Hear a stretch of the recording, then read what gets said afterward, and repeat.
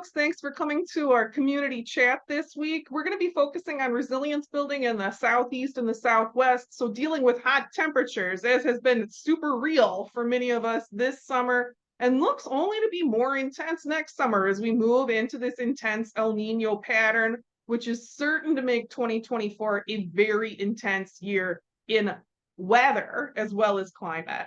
I know a lot of folks on the channel are interested in wet bulb temperatures. George is going to actually do a teaching on that for a few minutes as we wait and see if anyone else comes into the chat, and then we'll talk about other resilience resources. George, please take it from here. Sure. Thanks, Emily. So before we get into like what wet bulb temperatures are, I thought I'd talk for a sec about sweating and like how humans regulate our body temperature. So everybody knows that we sweat to regulate body temperature, and everybody also probably knows that it's the sweat evaporating that makes you cool down. So the water in the sweat changing from a liquid to a gas takes energy. That energy is taken away from your body when that happens. And so for that process to happen, there needs to be room in the air for that water vapor to enter the air. And the more water vapor is already in the air, the harder it is for that to happen. So when relative humidity is higher, it's harder for the sweat to evaporate and enter the air. So therefore, it's harder for your body to cool itself. And that's why wet bulb temperature matters, because wet bulb temperature measures how cool you can possibly get just through evaporative cooling at a given temperature and relative humidity. So the wet bulb temperature is the same as the dry bulb temperature, your traditional temperature that you can just throw a mercury thermometer outside and measure directly.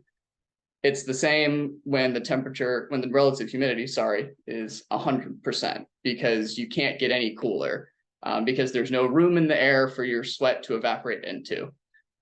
So if the wet bulb temperature gets too high, if you're outside, right, and not in air conditioning, then you can't drop your body temperature easily, or maybe even at all if the wet bulb temperature is high enough.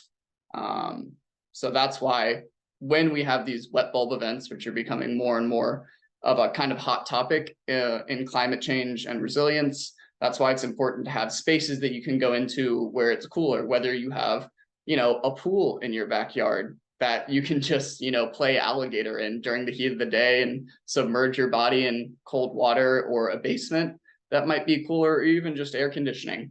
So that's why those spaces are important. And I think it's valuable to pay attention to the wet bulb temperature and understand why paying attention to humidity as well as temperature is important. It's definitely important to consider humidity as well as temperature. And thanks, George. I think that's a great way to frame up some of the differences in how we have to build resilience in the Southwest and in the Southeast, because you're talking about differential humidity in most cases. And hi, Carolyn, thanks for joining us. Hello there. Carolyn, what part of the country are you calling in from? We've got folks here in the Midwest and the Southeast so far. I'm calling from Denver. Well, south of Denver, Littleton, Colorado. Oh yeah, you were at a previous community hang. I was. Right? Yeah. Yeah, good seeing you again. So as we're talking about preparing for these types of temperature extremes, where you're talking about dangerous heat, if you're in an area like where I studied in at ASU around Phoenix, so I had the opportunity to learn kind of firsthand about dealing with extreme heat where it's dry, where people will talk about that it's a dry heat, but it's like walking into a hairdryer and living in it. So, you may have more of a potential to evaporatively cool your body through sweat, but there's also a limit there before you turn into like an apple chip, right? Where managing not only the heat, but managing the humidity are going to both be substantial concerns. I'm in the middle of a heat event in the Midwest right now. We've got a heat index over 110, which seems very cruel because we got spoiled last week where it was just in the 70s and 80s. It was really nice. But some of the strategies that we use for dealing with heat in our home here, I think are worth talking about. I mean, maybe they'll sound basic, but I think they're worth talking about. And one of the things George pointed out was having underground or lower level space. You may notice that I'm in a different environment than I normally film in because it's not worth the energy to cool our entire house when we're talking about a short-term heat event. I think it's worth talking about the fact that in many areas that have predicted wet bulb heat events, including the part of the Midwest where I live, kind of below the Mississippi divergence. Sorry about that. That, as we get towards Missouri and southern Iowa, we do kind of expect as we move to 2050 to see wet bulb temperatures regularly. I think that there's a feeling in some parts of the community that that means that we will immediately die, right? Yeah, I mean, when you hear that you can't, get cooled off by sweating, that sounds kind of scary. But I think keeping in mind that the wet bulb temperature is only going to be that high during the, hottest 2 to 5 hours of the day. And if you can get through that and not be outside and only trying to cool your body through sweating, I think, you'll survive. So, yeah. I think flexibility is a big part of it. I personally fear that there are many older Iowans who they have always mowed the lawn on Wednesday morning. And so they will continue to do so in the midst of extremely dangerous heat events and damage themselves and damage their health. I think that a lot of the danger in that sort of an event is in being unwilling or unable to be flexible with your time and your space management. And when we talk about the decrease in productivity that's going to impact so much of the US because of these heat events, we need to talk about that in a different way. Not oh my gosh, we might be able to work fewer hours as we move towards 2050, but that it's going to be a health need to work fewer hours and expect that our lives are going to be more flexible and that we're not going to be going to a lot of 2 p.m. appointments in August. What's going on? Jump in. Sure. So what you're talking about, right? Very often I think about how Europe, right, has been, let's just say, occupied by humans longer than the United States, right? The United States is kind of like a teenager in a lot of ways, and Europe is kind of like an adult. And in Europe, you'll see a teenager who moved into someone else's house, if you'll excuse me saying so. But no, it's totally true, right? Siesta is what I'm getting at, right? Is that the idea of a siesta is a thing that I think would really suit the needs that you're describing. You're talking about reduced productivity because of incredible heat. And then George said, about 2 to 5 hours, right? And in Europe, it's commonly accepted. Oh, well, you take siesta during the hottest part of the day. And then, you get back to work, at 2, 3, whatever in the afternoon. Sadly, I think that Americans, because we're so productivity focused, right? I think that's something that might be hard to get them to accept. A really great example of this, a tragic example, the recent legislation in Texas, where they said, you're not allowed to take water breaks anymore. Have fun with that, guys, right? I heard they're overturning that. Although it's already having an impact on people in Texas. I heard an article on NPR where a woman who works out in the heat said, yeah, my employer said, yeah, you don't get to take water breaks anymore. Have fun with that. And she literally had to quit her job because she couldn't take that health risk. Anyway, sorry, I'm digressing a tiny bit, but what I was getting is simply siestas fix that. It's just a matter of trying to get people to accept it. And on top of that, Italy closes down for the entire month of August because it's too hot, and they don't use air. They don't use air conditioning or ice at the levels that we do here in the United States. So that's a vacation month. They go.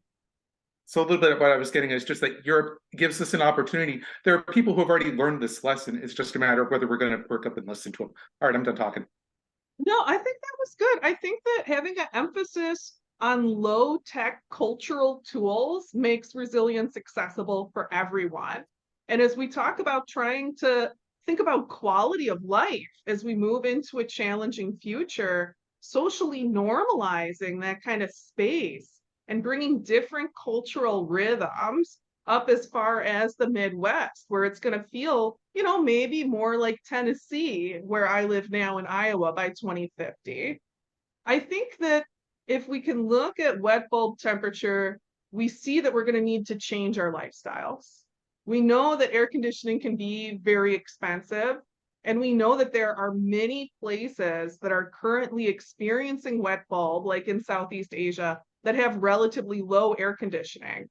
But, you know, wonderfully, the mortality coming out of those regions that have experienced a lot of wet bulb this year has not been as high as predicted. I'm not going to say that anything has been nice in the heat waves in Southeast Asia. I think we all can have a lot of empathy for the people who have experienced it, but we haven't seen the sort of catastrophic death tolls that some people expected to. And I think it's because of lifestyle tools and resilience. Now, when we're talking about the Southwest and the Southeast, you have a number of tools in the lifestyle box that are going to be similarly effective in wet and dry heat. When I think about alternatives to air conditioning, I don't know how many people are aware of swamp coolers, because conventional air conditioning is so much more effective. Oh man, everyone knows what swamp coolers are. Does someone else want to talk about them for a minute? I think I learned Yeah, about it from so watching you. yeah, we have, swamp coolers and all the greenhouses at the University of Georgia that we do research in. I mean, that's how we cool the greenhouses down, so we can grow plants in the heat of the summer, and they work all right. Depends how big the greenhouses are and how big the swamp coolers are. But yeah. Does it, sorry, go ahead. Go ahead. No, please go ahead. It's all you. How do swamp coolers work in different humidities? So it's the same idea, right? If there's no more room for water in the air, then the water can't evaporate into the air. So when you're talking about wet bulb events where the wet bulb temperature gets super high, the swamp cooler isn't going to save you really. But that's only if, it gets high enough, which hopefully isn't for too long. It is just a question of waiting it out and trying not to freak out while you're waiting it out. A swamp cooler can be a very energy efficient way to really solve your problems if you're in a dry environment, if you're in a southwestern environment. In the Southeast, there's going to be a certain ceiling. But I lived in New Orleans for a while before Katrina, and it was very interesting how many homes in New Orleans that were old, that were from before modern air conditioning, which is pretty recent. That's much less than 100 years, but swamp coolers have been around, gosh, I think it was the late 1800s that a lot of swamp cooler designs were patented. So in a lot of the state-of-the-art homes from back then, they are installed, because even though it would eventually top out, you'd have another 2 months a year that were very comfortable in the home with a swamp cooler. It's like minimizing the stress, right? I wanted to chat a little bit about responding in the garden to extreme heat in wet and dry conditions. I think that what goes along with this wet bulb temperature trend is nighttime heating. Would you say, George, you have a good eye on ag trends? Yeah, I mean, the nighttime heat is a concern for certain crops where you need that nighttime cooling. That's where a lot of growth happens for many crops as well. But I mean, plants are pretty resilient up to a point where the daytime temperature gets too high as well. That's where we see crop failures and stuff like that now, at least, is when, extreme weather events come in during the day and it gets way too hot for way too long, and the plants just can't take it, or they didn't get watered properly beforehand and they didn't have the resources to survive the heat event. What kind of crops are you talking about? I'm sorry. I'm just curious, what kind of plants are the ones that do well if they have a nighttime cooling? Corn comes to mind first. Yeah. If I can jump in on that one, a lot of our current staple crops, corn, soy, and rice, particularly corn and soy, have well explored thresholds where they fill a lot of the grain and a lot of the pod at night in warmer areas. Right now in the Southeast, they don't put on a lot of weight on the seeds unless the nighttime temperature is below 75 degrees. So when we talk about changes to agriculture in the US, the Southeast is going to probably move too much above that 75-degree line to grow corn and soy anymore. There's going to have to be crop transformation and diversification in the Southeast. In the Midwest, there's an anticipation that there will be much higher daytime temperatures, but we're likely above Missouri, north of Missouri, to hold on to enough nighttime cool to continue growing contemporary staple crops. It's very different when you're talking about some other crops in the garden, though, like flowering crops. There are many of them that once you get over 90, your rate of pollination is going to drop, like tomatoes. Does anyone remember last year was like a really bad year for tomatoes in most of the eastern United States? I had more than I could deal with. I had just an overabundance. In fact, when the tomatoes would rot on the vine, my boys would play baseball with them and watch them. We just have more tomatoes than we knew what to do with. Well, you're up high, right? You're in a excellent area in terms of overall temperature outlook up in Colorado there. Yeah, we're about 5,600 feet here in Littleton. And it, even at the hottest last year, we had some heat waves. It still cooled down at least into the 70s, usually the 60s, and sometimes the 50s at night. So, you'd sleep with the windows open, and you had to have it was hot going to sleep, but then in the night you'd have to pull your blanket up, so maybe that was part of it. That sort of nighttime cooling, like you're talking about, has traditionally been so important to so many hot weather environments in the US. If you look at public health outcomes in Mississippi, right, in the Mississippi Delta, they differ enormously based on if people have access to air conditioning, because that's an area where we've already lost the nighttime cooling, is in the Mississippi Delta. And 20, 30 years ago, it was there. If people can't get cool in the night, they develop more respiratory, more cardiac problems over long term. The body can't restore itself if it can't get cool at night, if it can't get below 80 at night. But we're looking at a reality where we need to do more to manage our ability to get that cold in the night in much of the country. You're going to be fortunate. Most of the year, I'm going to be fortunate because I'm far enough in the Midwest and I live in a rural environment. I think that that's another point to raise. If we're talking about heat islands in a normal built environment, and we've got Pencori has written in the chat here, joining us from Tennessee, that they remember the tomato harvest was not so good last year. Thanks for chiming in on that.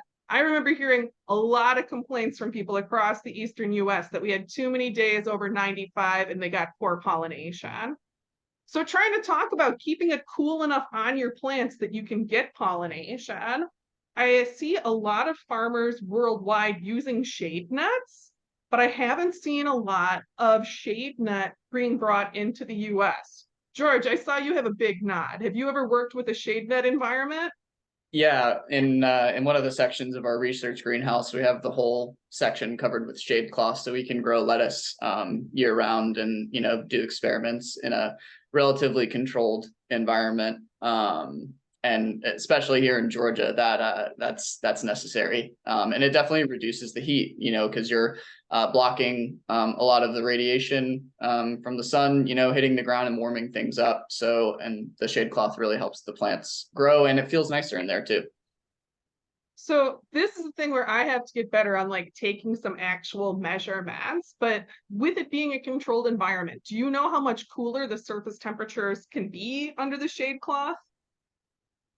No, I'm not sure how much cooler. It's a question of, there are different kinds of shade cloth too. There's like 20%, 40%. So, there's a bunch of different kinds. Depends on the coverage and the environment too. Outside you're gonna have air movement as well.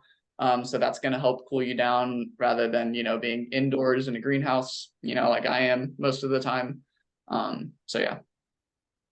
I put in a new garden bed last year that was going to get direct sun all the time. because my other garden beds are under my big trees in my backyard. So I was like, they're not getting enough direct sun. I'm going to get way better yields out of the new bed.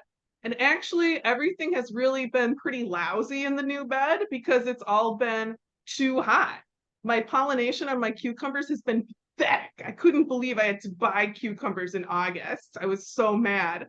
The shade makes such a difference when we're starting to deal with temperatures over 90, over 100 degrees. And it's not just about like protecting the plant, it's about keeping the plant physiologically cool enough to pollinate. And we've got a good question here, a good question in the chat. Pencuri says, can I ask a question about growing plants in the Southeast? You had mentioned growing and working in the winter and staying indoors in the summer. Are you anticipating the end of winter seasons in the Southeast?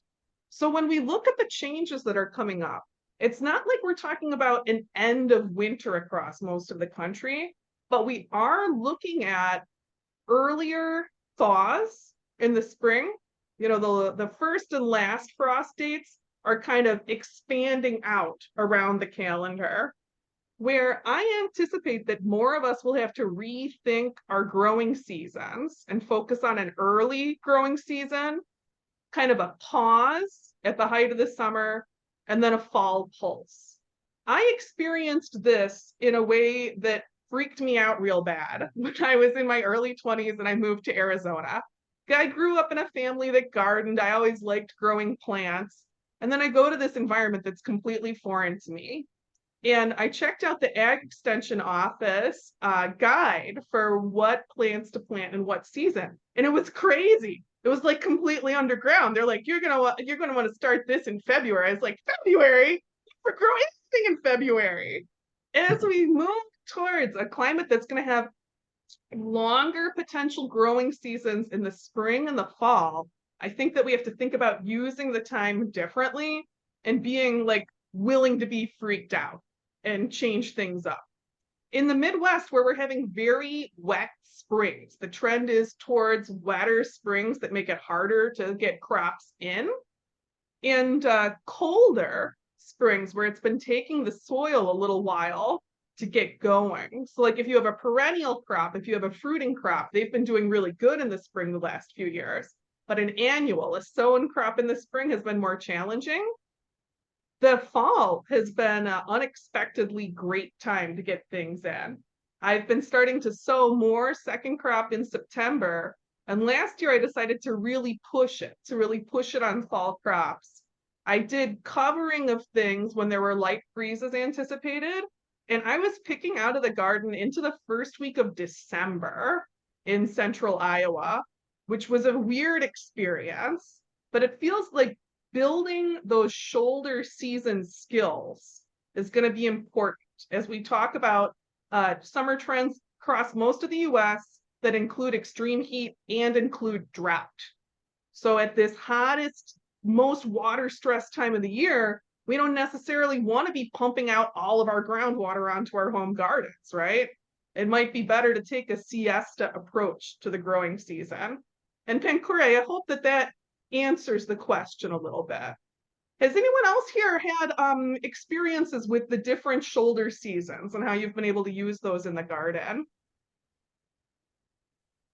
I was weirded out that when I had Thanksgiving here, I went out and harvested squash and carrots and things for Thanksgiving dinner. And that was kind of fun. For us, it's kind of a different, like we went from Texas to Michigan, and how much grows here without us doing anything. I'm finding that there's so much edible wild growth in our yard that it's amazing. And I'm really looking forward to starting more intentional gardening. We planted some native plants and things seem to be thriving. Whereas in Texas, everything is brown. So. Oh, you are in a super different environment going to Michigan from Texas. Watch out for buckthorn. Have you learned how to identify buckthorn yet? Not yet.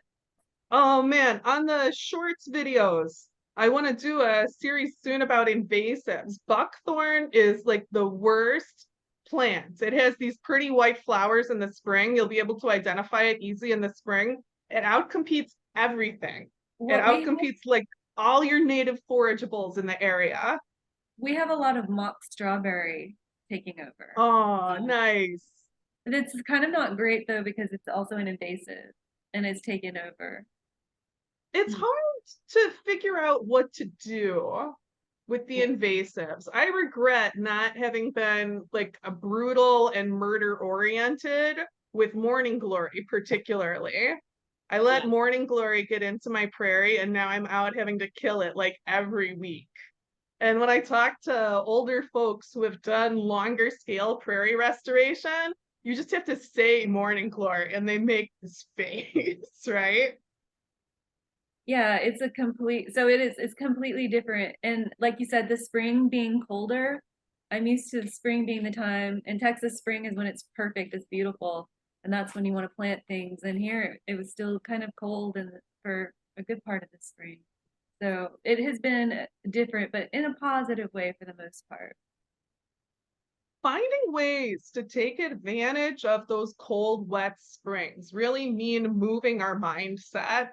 And I have been very frustrated the last couple of springs because I couldn't get anything to come up good. And everything grew so slowly. It was taking like 3 weeks to get its second set of true leaves. I'm like, come on, guys. But the difference in established fruiting crops has been just wild. Our blackberries had enormous production. Every fruiting plant on the property had just enormous production and was able to use that moisture to pump it out. I really think that thinking about perennial spring and annual fall might be a good path forward based on my experience. But I think you had your hand up. Did you? Do you want to say something? Yeah. So touching briefly on what you said, so you found your recent grow frustrating because you had a cold, wet spring, right? Just using your lived experience as a case example, what existing area has a spring that models the one you just experienced? In other words, what place could you pretend you were to model and copy off of what currently grows there and what patterns they currently use? Or are you aware of the place? No, that's a super cool idea. You know, I've modeled locations, but mostly for like the summer season, because that's traditionally been so important for agriculture. But you really push me in an interesting way. You know, as we were talking in this chat here, we may need to move away from summer peak harvest, right? Like where we are now, this is like our normal Northern Hemisphere peak harvest time. If we need to think about shoulder seasons with agricultural importance, I should learn more about potential models there. And I haven't even begun to look at it. Who has a spring that hovers around 50 and is super wet? I'll look into it. I bet that the UK is not dissimilar, but I don't know. And they have a really strong tradition of gardening. Sorry. No, go ahead. I want to hear what you had to say. No, I was just going to say that the UK has a strong tradition of victory gardens, basically, you know, home gardening, but it's your turn. Go ahead. Okay. Sorry. All right. Okay. No, you're going. I think about service berries because, you know, they have a huge range. And my friend from Minnesota was, you know, they're called Saskatoon berries. Up in Canada, they make great pies, blah, blah, blah. So my friend from Minnesota was saying that in northern climates where the ground doesn't thaw till late, and so you can't bury your people until the ground thaws, at that early time in the spring, the only thing that's blooming are the service berries. And so you can use those flowers at the memorial service, and that's why they're called service berries. So I found one in the trash, somebody's trash, and I pulled it out and I stuck it in my front yard. It's native, it's edible, blah, blah, blah. And, you know, last year, it hung on, it was alive. And I watered it a lot. I we got lots of spring rains, and oh my gosh, it's coming up from the roots, thick and beautiful and pretty flowers. And so I'm thinking that that may be one of the plants that we look at for being able to handle it in a cold spring or a moist spring, for example. I didn't know that about serviceberry and the funeral tradition. That's kind of a beautiful story. And I Yeah, think it's a great suggestion. I think that serviceberry and your caning fruit, like raspberry, black raspberry, um, I would be really interested in trying to get currants going. It's hard to get currants going in the US. I made a would lot love of to do currant that. jam this summer. Currants are a native to Colorado, and I had a bumper crop, and we harvested a bunch, and we made jam, and it's wonderful jam. And another interesting story is that up in the mining towns, where they're ghost towns now, even though a ghost town may be like totally gone back to the earth, you know, the buildings and things, you can tell where the houses were because people planted currant bushes outside their front door. So you see the currant bushes along an old street where even the ghost town is gone. That's kind of cool. It's those sorts of long-lived, early bearing crops. I think that they're going to be important. And as I'm trying to think about like your English garden, about which probably I shouldn't even be making speculative statements, but I wonder about biannual plants, like a carrot, right? A carrot has a 2-year life cycle. And if, like me, you are really interested in carrot growing beyond the interest the topic demands, where I've spent many years trying to figure out how to grow carrots and had many fantastic failures, they'll often take a very long time to get going. It'll say on the package 90 days, you'll pick it up. It'll be like a sad pencil starting to get going. I wonder if you put in carrots in the fall in an area where you're talking about zone 6, zone 7 winter, if they come back and you can get them good in the spring.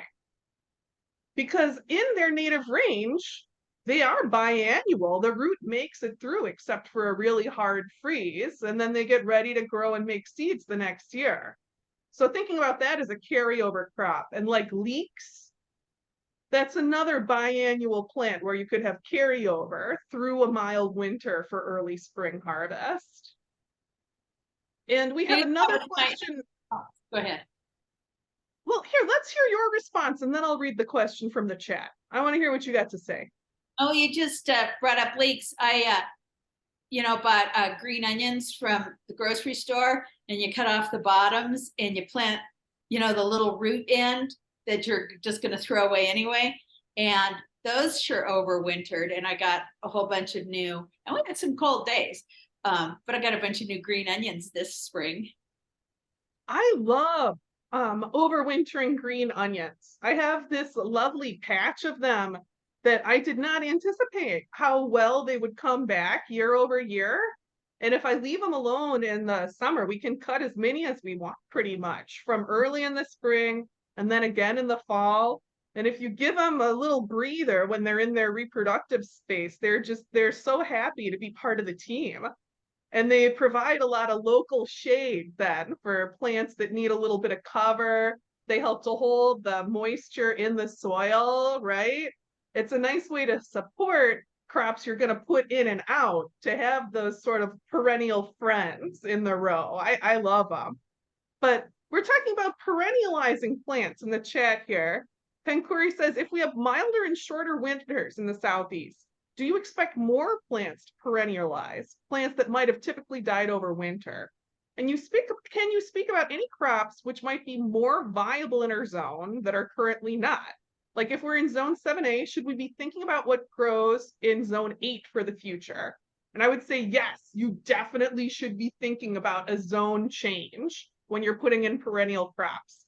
Anyone who's listening to this, you need to be thinking about zone change for anything you want in the ground for more than 5 years. If you're thinking about putting in fruit trees or nut trees, you need to make sure you're going to get the adequate chilling days for good bearing in the future climate. Plan for something that needs less chilling days than you have right now. If you're talking about what is an opportunity, there are a lot of very interesting tropical and neotropical plants that we're going to be able to move further up.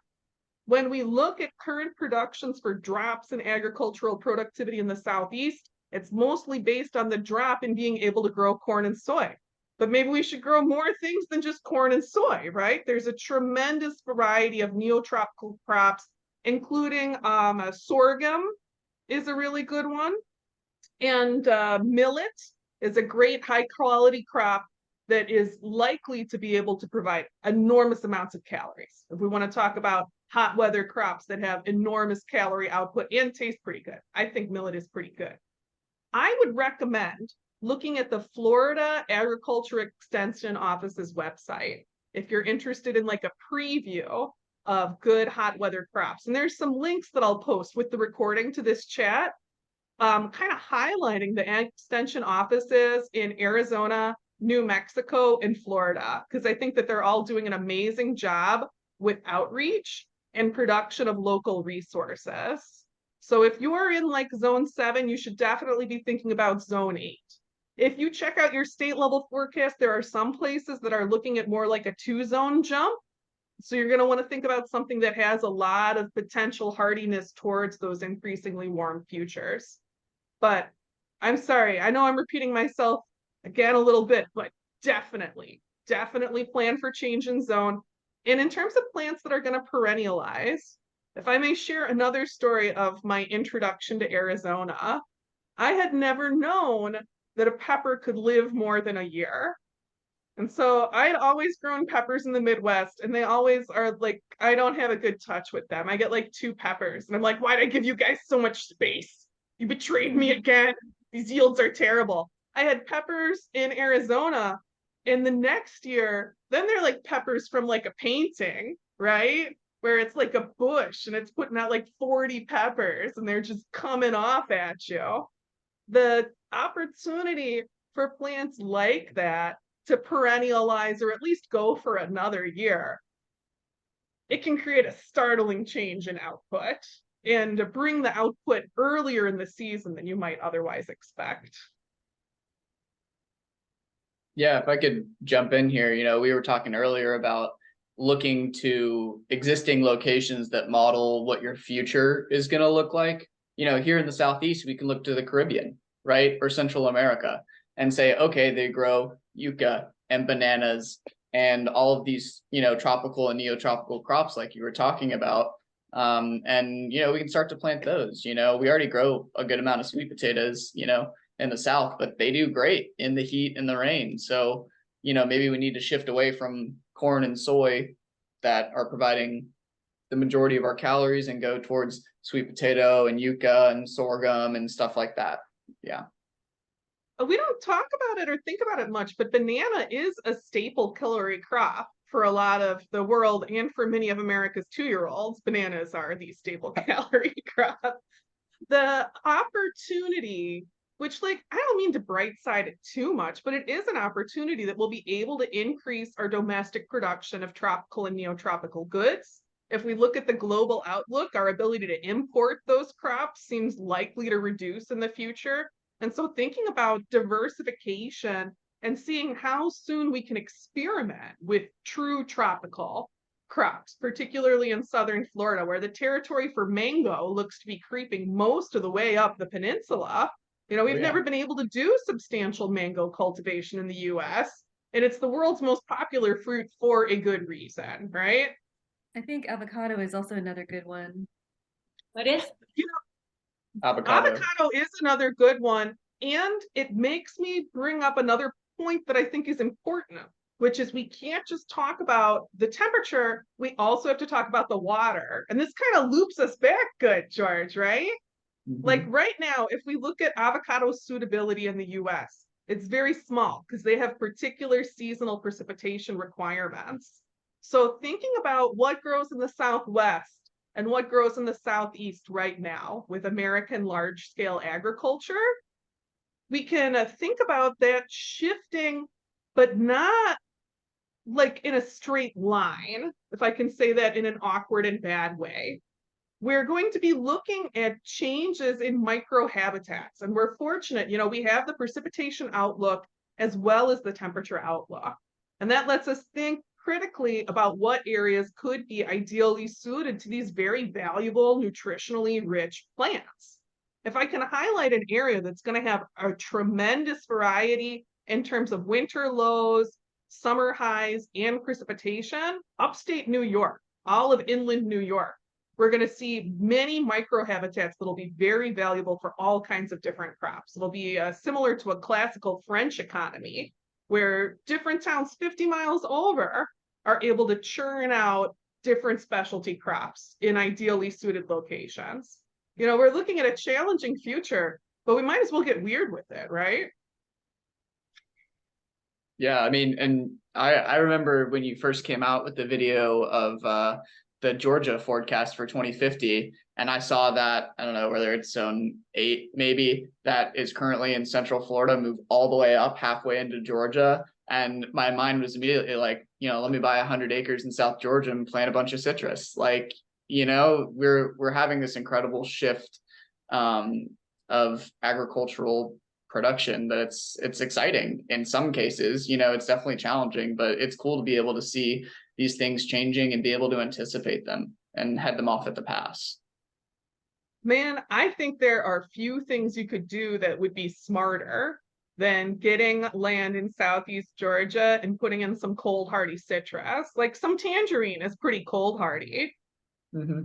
It's true. Pen Curry writes in the chat that gardeners are hopeful people. You have to be. You never know which of the plants is going to betray you. Like, once again, my eggplants have not paid off the love and care that I have given them. But you never know what's going to really work out, what's going to be really cool. And I think that being willing to mix it up and think long term, particularly if you're investing in trees, if you're investing in cane, if you're investing in any perennial crop that's going to help us take advantage of the spring. The spring season's important, and we can't use it the way that we have been before. And maintaining a sense of optimism and looking at the best, most up-to-date projections. I feel like it's not a bad place of hope to come from, right?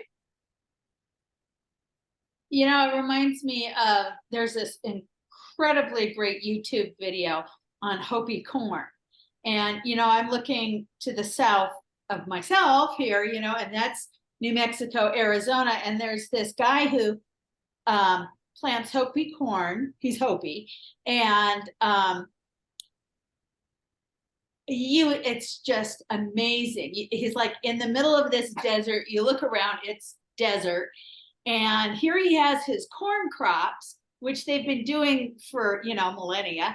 And, millennia. It is. Yeah. And it's hot and it's dry down there. So, okay. So I'm looking at that first. He digs down in the spring into this soil, this kind of clay soil, which we have in Denver, which is groovy, but about, 10, 12 inches until he feels moisture with his fingertips. So it's kind of like a hand planting kind of thing. And he puts in X number of seeds and, has a rhyme or whatever to go with it. And puts in the seeds down there, and that's it. And the Hopi corn grows roots really deep, and it comes up as a bush, not a stalk. So it withstands the dry winds better, and it produces better. And I thought, hot damn, I want to try Hopi corn, because that just looks really, really great. It's indigenous to more southern, central and southern Americas. I'm thinking South America. I'm not sure, but the Hopi have. Thank you for bringing up the Hopi. The Hopi are like the world-class masters of dry condition gardening, and the indigenous strains that the Hopi have passed down in corn and in beans. I really like hearing this about the Hopi corn. I haven't learned anything about that. I've been learning about Hopi red bean, which is like the incredible Hulk of dry condition beans. We're fortunate to have such a rich history and seed bank for the Southwest. You know, the people who have managed to live there for thousands of years, who preserve these deep traditions in dry weather gardening, are important people to listen to as we face this challenge, and the work that they've done to preserve these seed lines.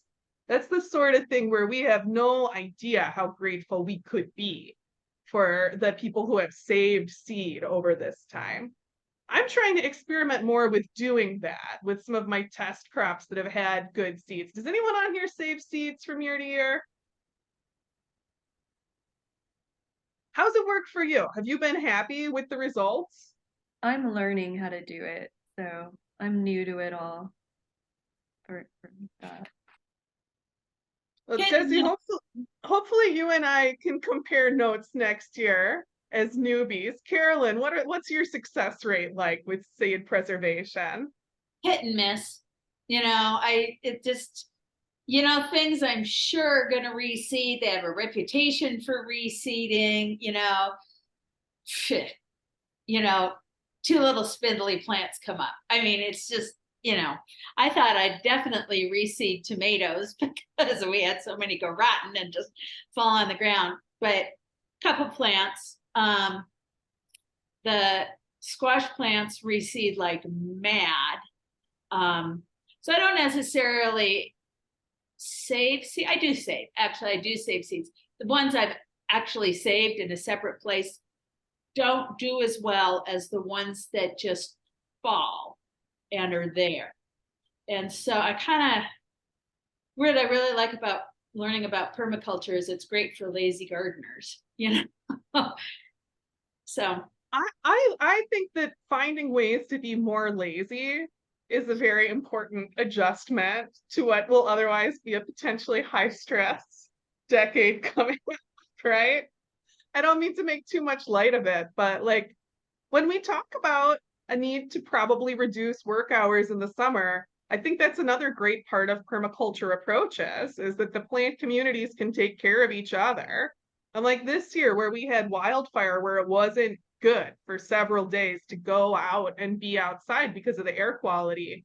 It's not like I had to worry that my plants needed my attention on those days. I knew that they would be shading each other, that the root networks had a lot of good water availability in the soil, that they were going to be more resilient together than they would have been alone in a more traditional row crop format. And Pancori says that they save seeds because otherwise the roly-polies eat the seeds.